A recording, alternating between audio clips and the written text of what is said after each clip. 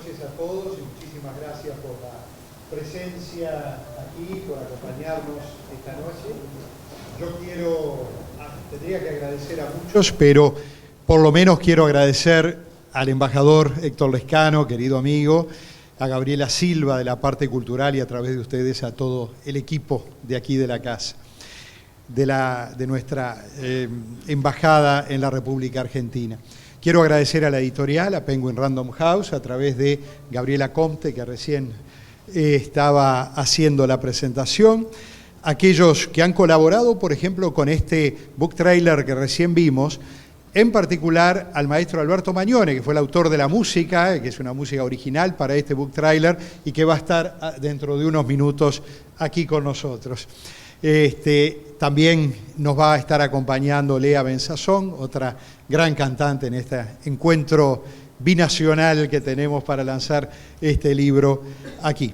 Y por supuesto a toda la gente de ORT Argentina que ha trabajado mucho en esta presentación, y a nuestros colaboradores, Claudia, Marina, Elena, y entre otros, y a través de todos el agradecimiento y por la compañía. Pero vamos a empezar este diálogo con dos personas que no precisan ya mucha presentación. Digo, Marcos Aguini, yo lo admiro desde hace muchísimos años y ahora tengo el inmenso honor de que lo tengamos aquí con nosotros. Para charlar un poco de esto. Yo hace un tiempo, antes de que saliera el libro, un día le pedí si me recibía en su casa y caí con el manuscrito del libro, que es algo que a todo escritor cuando le caen con un manuscrito ya es un momento difícil, ¿no, verdad? Tener que leer eso todavía en su forma rústica, un montón de páginas sueltas ahí, bueno. Pero él tuvo la generosidad de hacerlo, emitirme su juicio y sugerencias, y acuñó una frase que está en la tapa del libro, literalmente, y que está acompañando esta edición, ahora aquí en Argentina y en las sucesivas ediciones que tengamos, y por supuesto en las que han salido en el Uruguay. Esa frase define la obra como obra conmovedora, llena de luz. Yo te preguntaría, ¿por qué, Marcos, ¿no? ¿Cómo llegaste a esa idea? A través de las páginas del libro, uno va descubriendo distintos momentos que tienen, como en una obra musical, acordes sonoros y melodías suaves. Y a mí me impresionó mucho cuando llegué a la parte donde se describe el título, la razón del título del libro. Charlotte estaba con su familia refugiada de la persecución nazi en una modesta vivienda donde vivía efectivamente dentro de un ropero con su hermano. Estaban dentro del ropero todo el día, no recibían ningún tipo de luz, la casa estaba a oscuras también, y de noche salían un rato, pero era un estado de asfixia terrible, angustiante. No podían hablar tampoco en voz alta para que no lo descubrieran. Y en una ocasión logró Charlotte salir de la casa y asomarse a una loma desde la que veía pasar los trenes. Y esta parte es extremadamente emocionante y la has descrito muy bien, porque ella está tranquilamente observando los trenes como un espectáculo, el único al que tenía acceso en ese momento. Y claro, prefería los trenes rápidos, los trenes que parecían ágiles y alegres, y no los trenes que iban lentamente, porque los que iban lentamente eran trenes que portaban ganado o cargas. Cargas. Pero una tarde ella observa que un tren que andaba lentamente, muy lentamente, a través de las tablas que formaban la pared del tren, empezaron a asomarse manos y brazos, y por ahí alguna cabeza, clamando por auxilio, por ayuda. Charlotte quedó tan impresionada que no creía que eso pueda ser cierto. Quedó muy impresionada y volvió a la casa, y en los pocos momentos en que podían hablar en la familia, ella comenta esto, para manifestar su perplejidad, su desconcierto, sin saber exactamente qué pasaba y qué significaba esos brazos y esas manos que salían del tren, que llevaban adentro. Esto dio origen, por supuesto, al título del libro, y esa parte ya por sí es suficiente para producir una gran perplejidad, una gran conmoción, una gran emoción, y refleja muy bien el clima que se vivía en aquella época. Y claro, era un momento de gran absurdo, porque se llevaba a seres humanos, no animales, ni carga, con un destino que Charlotte no podía entender, ni conocer, ni intuir, y era la muerte, el asesinato masivo de esta gente. Se había instalado un prejuicio feroz, profundo, intenso, alienante, de que los judíos constituían una raza inferior que contaminaban a la humanidad y había que hacerla desaparecer. Hace poco escuché a una periodista árabe de origen sirio que vive en Europa, y ella, hablando en árabe y con traducciones simultáneas en inglés, se refería a lo que eran los judíos. Y ella decía, ¿cómo es posible que se persiga a este grupo y se lo llame raza inferior, cuando desde el siglo XIX y a lo largo del siglo XX es el conjunto humano que más produjo en materia de arte y de ciencia? ¿Cómo es posible que se diga esto? Pero el absurdo es así, y el fanatismo tiene esas características. Lo estamos viviendo hoy en día, el fanatismo que no presta atención a las matanzas que se están cometiendo. Hoy salió en el diario cientos de niños sirios asesinados. ¿Qué tienen que ver los niños con toda esta guerra, con esta alienación? Que no son arte ni parte de este conflicto. Pero la alienación es así, es ciega, y el mundo se mantiene bastante sereno, yo digo, porque, y lo digo como denuncia, porque hace 6 años que está la guerra en Siria a plena fuerza, vibrando, explotando, asesinando, y no hubo reuniones internacionales de los grandes organismos que dirigen al mundo y para tratar de encontrar una forma de resolverlo. ¿Cómo no pueden hacerse un encuentro donde haya un compromiso para que esto se termine? Un compromiso para que esto se termine. No existe. Bueno, a medida que iba leyendo el libro, estaba, por cierto, la descripción de esa vida en el ropero, y luego aparecen otras escenas también pavorosas, que tienen una fuerza tremenda, porque en una de esas subidas, cada uno tenía que llevar lo que podía consigo. Y el padre llevaba una pequeña maleta. Y entonces cuando se reúnen, ven que llega el padre muy tarde, muy pálido, descompuesto, sosteniendo firmemente la manija de la maleta. Pero al rato se da cuenta Charlotte que estaba la manija sola. Le habían sacado la maleta y él no se había dado cuenta. Y aferraba desesperadamente la manija creyendo que sostenía la maleta. Esto revela el nivel de perplejidad y de alienación a que se llega.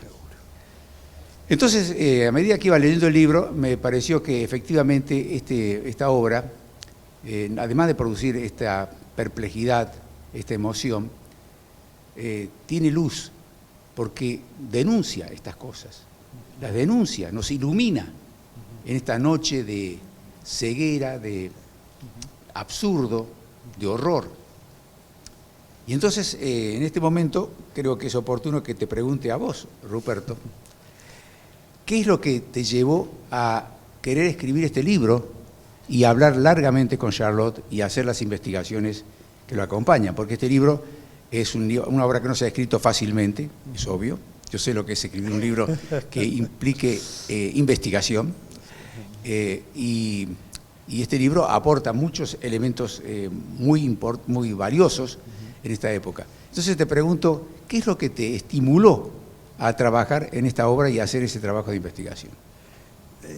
Una tardecita, estaba invitado a la casa de José, que es el esposo de Charlotte, y Charlotte, creo que venía alguien del exterior. Yo llegué temprano y estábamos solo Charlotte y yo.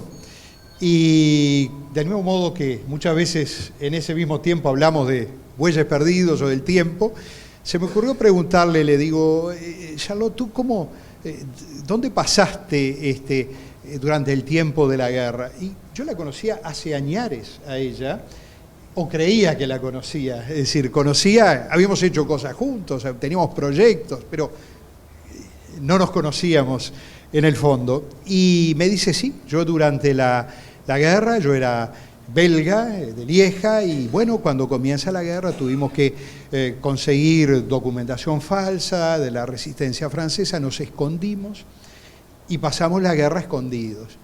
Yo ya ahí me quedé, no lo podía creer, ¿no? Imaginarla a Charlotte escondida, le digo, pero ¿y dónde se escondían? Y ahí vino esa frase que recién evocaba Marcos, me dice, y bueno, por ejemplo en Lyon estuve cerca de un año adentro de un ropero. Y eso me sacudió. Y a los pocos minutos ya llegaron los demás invitados, ¿no? Entonces, allí comienza para mí un hecho que ha sido un antes y un después en mi vida también. Porque digo, y esto acá hay una historia de vida de la cual apenas tenía media docena de pequeños datitos. Y entonces allí, ya algunas veces habíamos tenido lindas charlas de literatura, me acuerdo, sobre Lautréamont, por ejemplo, con Charlotte.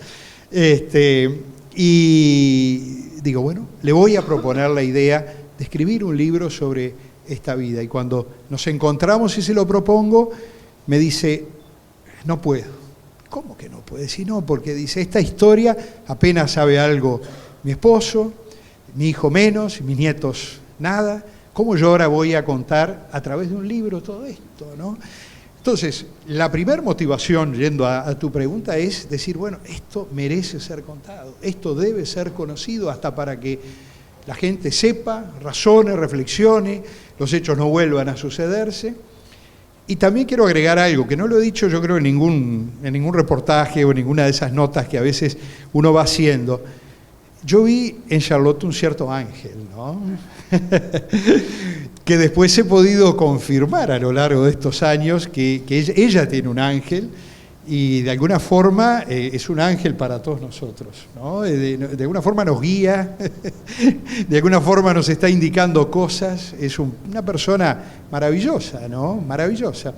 Entonces creo que esa es una motivación más reflexiva, más emotiva, pero con un componente de reflexión y también un razonamiento más basado en ver de repente que aquí hay algo maravilloso que merece ser contado. Y entonces a mí se me ocurre ahora preguntarle a Charlotte, ¿cómo, por qué, después de tantos años y tantas dudas también, te decidiste a contar esta historia? Después de 70 años, yo también me hago la pregunta, ¿por qué realmente hay que hablar de eso?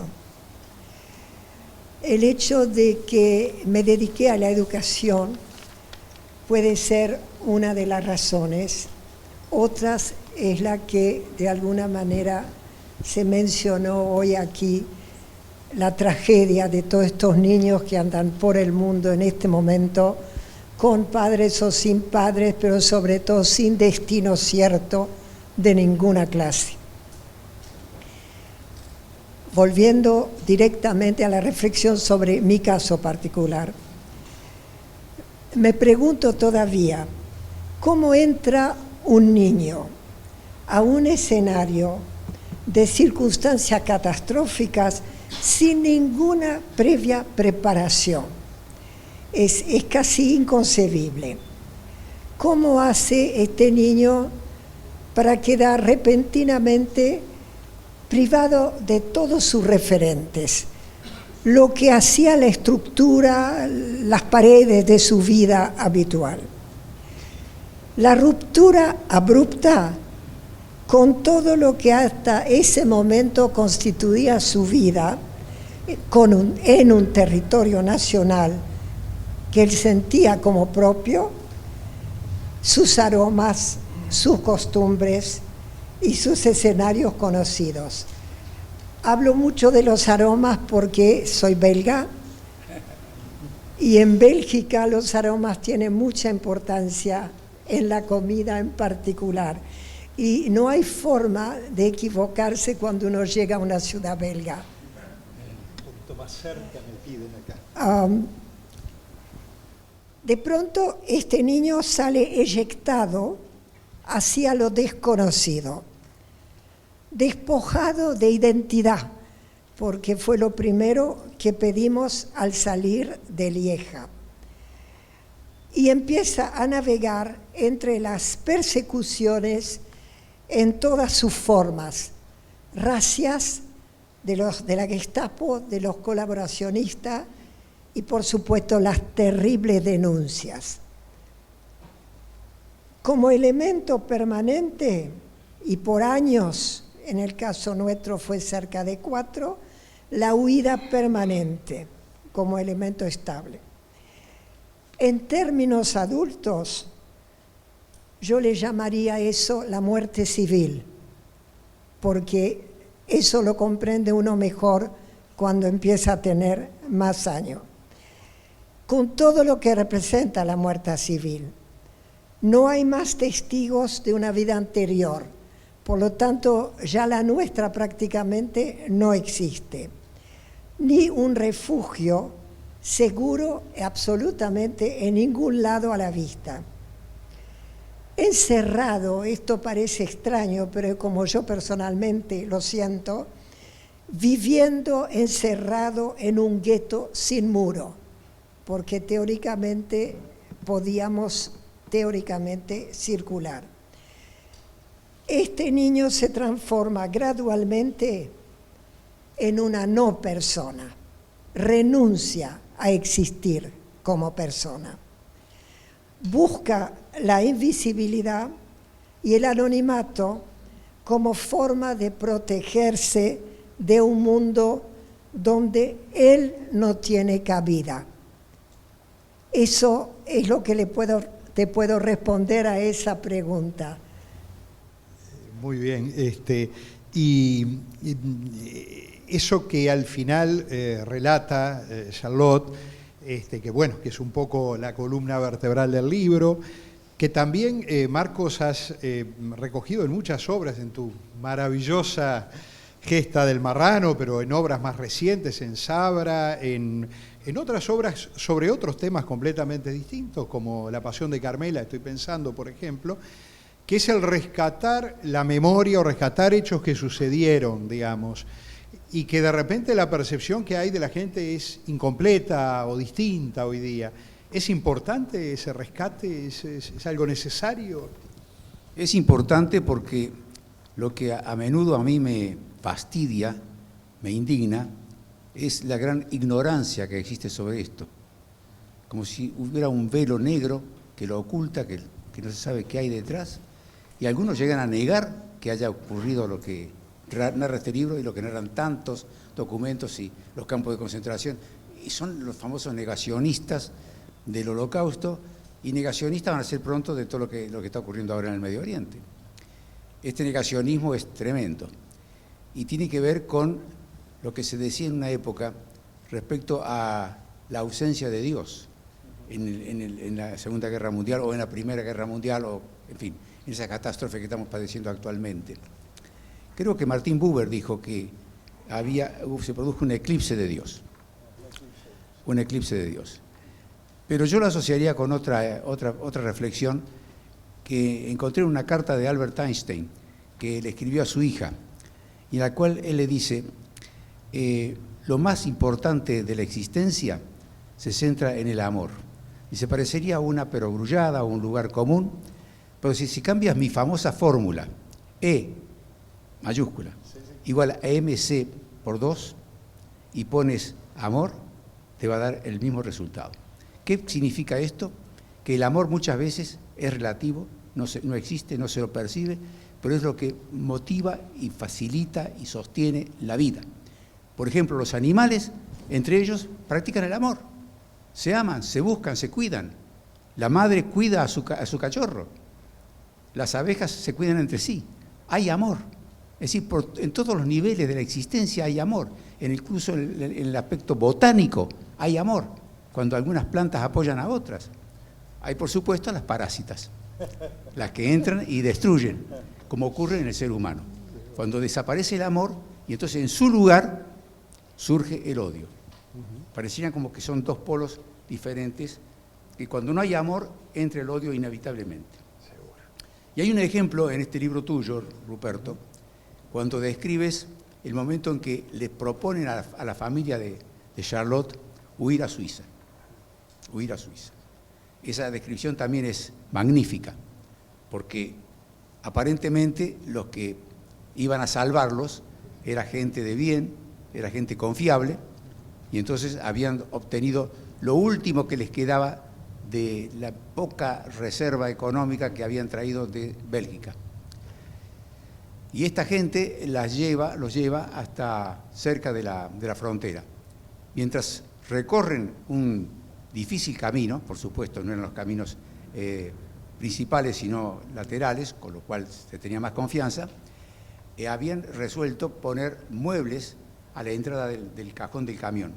Los seres vivos estaban bien al fondo y los muebles los ocultaban, los disimulaban, por si hubiera habido una investigación, una razzia. Pero en determinado momento se produce un fuego en el camión, se incendia el camión, se incendia el cajón donde estaban los seres vivos, que empiezan a golpear pidiendo que el conductor detuviera el camión, pero no lo detiene, no le importa. Sigue adelante, sigue hasta que finalmente, de una manera casi milagrosa, logran detener el fuego. Y cuando bajan del camión le dicen, ahí está Suiza, ahí están las luces de Suiza. Bueno, bajan, por supuesto, caminando con la excitación y el vértigo y la inseguridad de tanto tiempo de sufrimiento, de hambruna, se dan cuenta de que no es una ciudad suiza, que está llena de soldados alemanes. Es decir, el odio llegaba a tal extremo de traicionar a esta pobre gente de una manera tan vil, tan vil. ¿Y cómo esto nos va a emocionar y sorprender? Y por eso digo también, tiene luz porque da enseñanza de cómo hay gente vil en los momentos más críticos y difíciles de la existencia. Esto yo creo que tiene un gran mérito y es necesario repetirlo y decirlo. Por otro lado, quiero señalar que cuando conocí a Charlotte personalmente en Uruguay,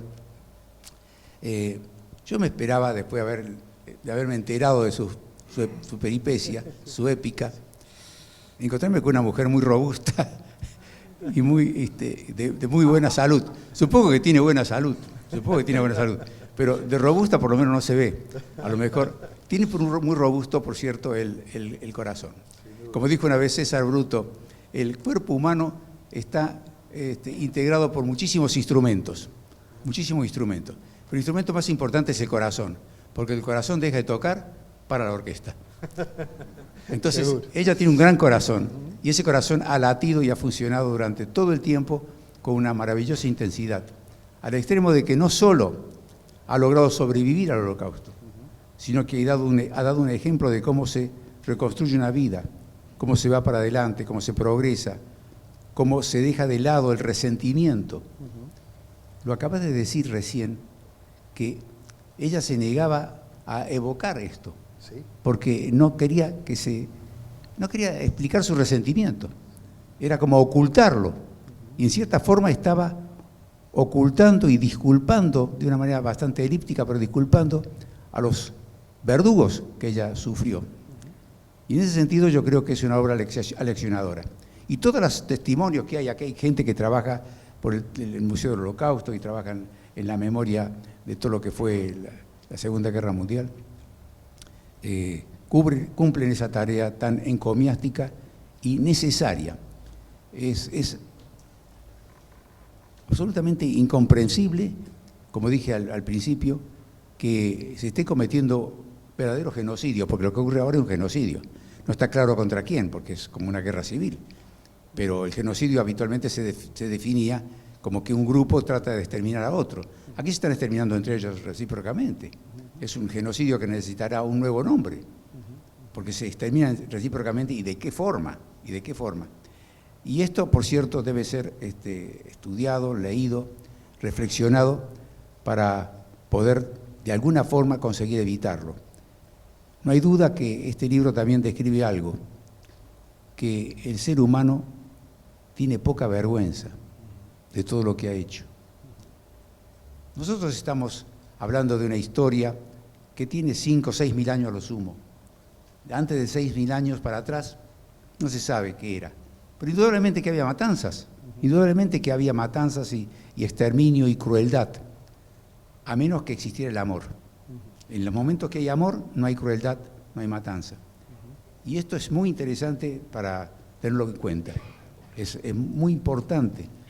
Y hoy nos damos cuenta cómo en los organismos internacionales se busca más la venganza y se busca más la impunidad que poner fin a los crímenes. Ahora, quisiera volver a preguntar a Charlotte, ¿cómo es que tu vida giró arrimándote a las costas de Uruguay y terminaste en Uruguay? ¿Cómo fue evolucionando tu vida?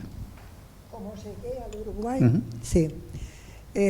Como muchas de las familias judías, venimos de muchos lados y nos movemos mucho, casi nunca por el deseo de hacerlo, por otra parte.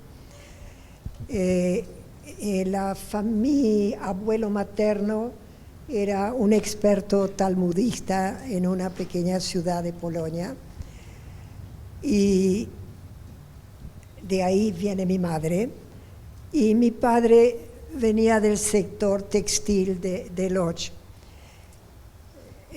Polacos ambos, aunque en realidad en sus tarjetas de identidad figuraba como judíos, porque al fallecer ellos me hice de documentos y pude comprobar eso. Mi padre, además, que había peleado con el ejército polaco contra los rusos en su momento, tengo todos los testimonios y las fotos también. Es muy especial entender a veces cómo se mueve un destino judío en un mundo que, por suerte, algo cambió desde ese punto de vista. Tenía abuelos paternos en el Uruguay, o sea que si bien José es el primer judío de este núcleo, Grunberg, mi marido, que nació en el Uruguay, mucho antes de que él naciera yo tenía abuelos en el Uruguay. No sé qué decía su tarjeta de identidad en aquel entonces acá de ellos, pero en realidad cuando terminó la guerra y más o menos recuperaron mis padres la empresa que habían llevado adelante desde que salieron de Polonia a Bélgica, donde nacieron mi hermano y yo, no había vuelto a ver él a sus padres porque estaban en el Uruguay. No así mi madre, que había vuelto a Polonia a ver a su familia. Entonces, por el año 51, decidió mi padre que íbamos a venir a ver a la familia que no conocíamos. Y vinimos en ese momento y luego volvimos 2 años después. Había cierto hambre de reconectar la familia. Para ese momento mi padre ya se había reinstalado totalmente, era complicado, pero José resolvió el problema. Nos juntamos y mi padre no tuvieron el corazón de destruir una pareja y decidieron quedarse, vendieron todo y vinieron. Así fue como vinimos. Así que José fue bastante culpable de esa... Bastante culpable. ¿Y se conocieron enseguida de llegar? Al segundo día de haber llegado, yo no hablaba español, él no hablaba francés. Me habían llevado a un baile de estudiantes y yo estaba semi escondida detrás de una biblioteca, mi lugar preferido en general. Pero te encontró. Y él me fue a sacar de ahí para invitarme a bailar, siendo que él no sabía bailar.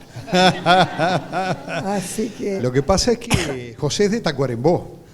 Y la gente de Tacuarembó, no quiero establecer acá ningún problema diplomático, ¿no? Porque hay otros de Tacuarembó también, podría haber eventualmente. Pero eso fue notable, porque es un poco lo que luego fue el ancla para que tú te quedaras, toda la familia va a quedar en Uruguay, absolutamente. ¿no? Fueron 2 viajes en corto tiempo, en un par de años, 2, 3 años, en lo que se decidió. Y no me arrepentí, extrañaba Bélgica, por supuesto,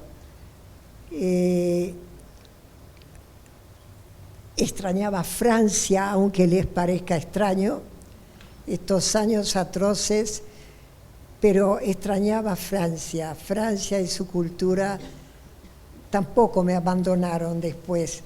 Creo que hice acopio de alguna manera involuntaria, sin saberlo, sin organizarlo, de todo lo que la vida podía brindarle de bueno a un individuo que no se empecinara en el odio hacia otros. Y creo que seguí viviendo de esta manera el resto de mi vida, tratando de construir en vez de destruir. Lo que me había pasado no tenía arreglo y en la práctica no me abandonó nunca. Esto vive conmigo, es parte de mi vida, pero no podré jamás desembarazarme de eso. Pero encontré caminos de satisfacción personal, como cualquier individuo normal. No creo haber sido yo anormal, pero mis circunstancias lo fueron.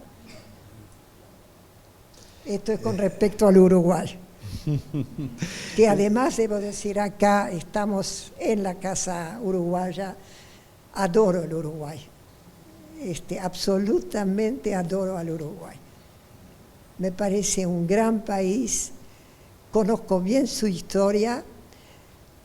He hecho, es al margen del libro, la traducción de un doctorado sobre Vaz Ferreira para la Sorbona en el año 60 y poco, que por suerte fue aceptada, y conozco, he leído cosas que me han hecho amar al Uruguay, por la inteligencia que tiene, por el carácter de su gente en general. Momentos mejores y peores hay en todos lados, pero básicamente no me arrepiento, por supuesto, tengo toda una familia uruguaya. Bueno, a mí me encantaría, creo que como a todos, seguir este diálogo con esta gente tan maravillosa, pero ya un poco finalizando, yo te haría una pregunta, por lo menos brevemente. El libro relata muchas historias duras, sin embargo Marcos dijo esto de obra conmovedora llena de luz, y habló de luz y habló de amor. Yo quería saber si tú compartes eso y lo sientes de la misma manera. Sí, creo que el libro es un libro de amor, definitivamente. Hay que pensar lo que es un joven rochense que va a defender algo que capaz que ni lo entendía bien, de tan abstracto, que es la libertad. ¿Qué es lo que puede hacer que un muchacho joven, lleno de vida, muy bien parecido, debía tener un éxito enorme con las chicas, decide que le incumbe ir a defender la libertad? Y hace el periplo que hace. Es bastante inhabitual. Si esto no es amor, en el mejor sentido, ¿qué es amor? Sin duda. Las otras historias, porque Ruperto a su modo trata de rescatar esa parte de sentimientos positivos afectivamente, y por lo pronto me revivió un tío polaco que estudiaba ingeniería en Bélgica, hermano menor de mi madre, que volvió locamente a Polonia en los años 38, cuando vio cómo se venía todo, para tratar de proteger a sus padres ancianos, a su padre docente de Talmud en un pueblo polaco ahí lleno de antisemitismo. Es una locura. ¿Por qué lo hizo? Estaba estudiando en un país excepcional que era Bélgica y tenía una vida que no tenía. ¿Por qué vino a estudiar a Bélgica? Por el numerus clausus en su propio país. Es decir, nada que lo haya movido era bueno en definitiva, pero volvió porque tenía padres y hermanas a protegerlos, a la fantasía de tratar de proteger. Esto es amor. Yo creo que todo el libro está permeado por eso, si uno lo quiere ver así. Siempre los libros los recrea quien los lee. Qué lindo. Bueno, vamos a terminar leyendo un fragmento de la parte que se llama El adiós de Charlotte, cuando los 4 personajes a su manera van diciendo adiós a lo que era su vida, y también, y allí aparece un personaje que es un bouquetier, un florista de Lieja, que recuerda lo siguiente. Habla Raphaël Leduc, bouquetier de Lieja. Sí, yo era el bouquetier de la Rue Ferrer, Raphaël Leduc, aunque todos me decían Monsieur Leduc du Nez Prominent. Ya se imaginarán por qué. Qué tiempos aquellos. La niña venía todos los viernes por la tarde, me parece verla. El pelo lacio, del color de los castaños que flotaba en el viento. Unos ojos a la vez soñadores y vivaces, pícaros, que parecían observarlo todo. A veces se sujetaba el cabello con unas cintas de colores, y qué gracioso. Cuando se ponía inquieta por algo, por ejemplo, cuando se había olvidado de traer los francos para pagar las flores, se movía de tal manera que la cinta se le soltaba y caía al suelo. Me daba una ternura. Solía llevar una docena de begonias amarillas y otra de margaritas. Pero lo que ella adoraba era el aroma de las lilas. Se ponía a olfatear unas y otras como un picaflor, hasta que el polen le hacía estornudar. ¡Qué divertido! En ocasiones su mamá cambiaba un poco el pedido, escrito en una esquela que la niña traía bien dobladita. Pero no faltaba nunca. Yo la esperaba con caramelos. Se comía uno y antes de partir pedía permiso para llevarse otro. Por supuesto que le decía que sí. Se iba tan contenta. Bueno, nosotros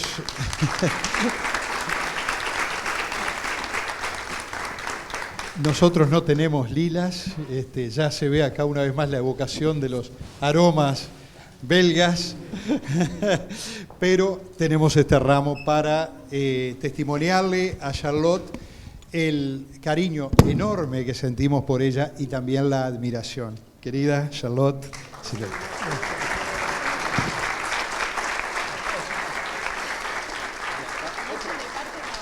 De parte de Ort también.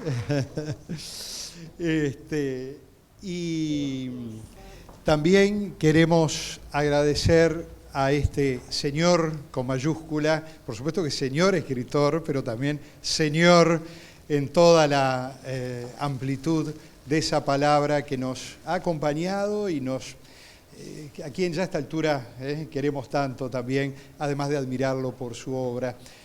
Estimado Marcos, un pequeño recuerdo de un artista, Gurvich, cuya obra te acompañará también.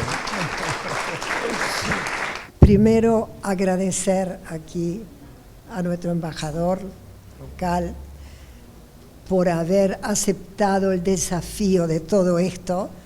Me consta que debe haber sido complicado. Muchas gracias. A Marcos, bueno, a Marcos lo he leído bastante a través de los años y no me había dado cuenta hasta qué punto hay un ser humano excepcional detrás de tantos libros de nivel. Compartimos lo que llamamos a veces un corazón judío, que de vez en cuando llora por alguna de las cosas que nos pasan. Y sí, él también llena todo de luz. No es solamente para la tapa del libro, él llena todo de luz. Lindo, muy lindo.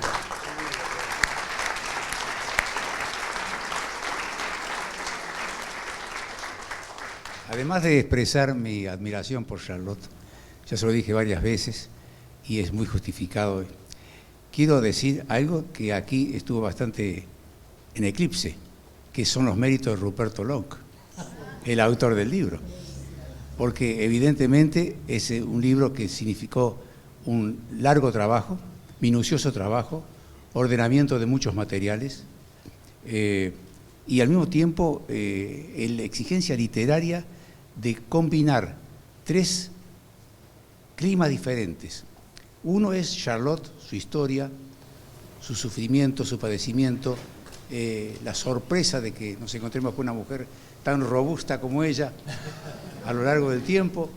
Por otro lado, la historia de los uruguayos que fueron a luchar a la Legión extranjera y que es muy importante recordarlo, porque siempre en la Argentina, desde hace mucho tiempo, admiramos a Uruguay por su afecto a la libertad. Y cuando aquí faltaba la libertad, los argentinos subían a Uruguay. Y por último, la presencia de los polacos que están allí. Un grupo de polacos que también luchan por la libertad y que son integrantes de este tercer escenario. ¿Cómo lo has logrado articular todo eso? Es evidentemente un gran esfuerzo literario y yo te felicito por ello.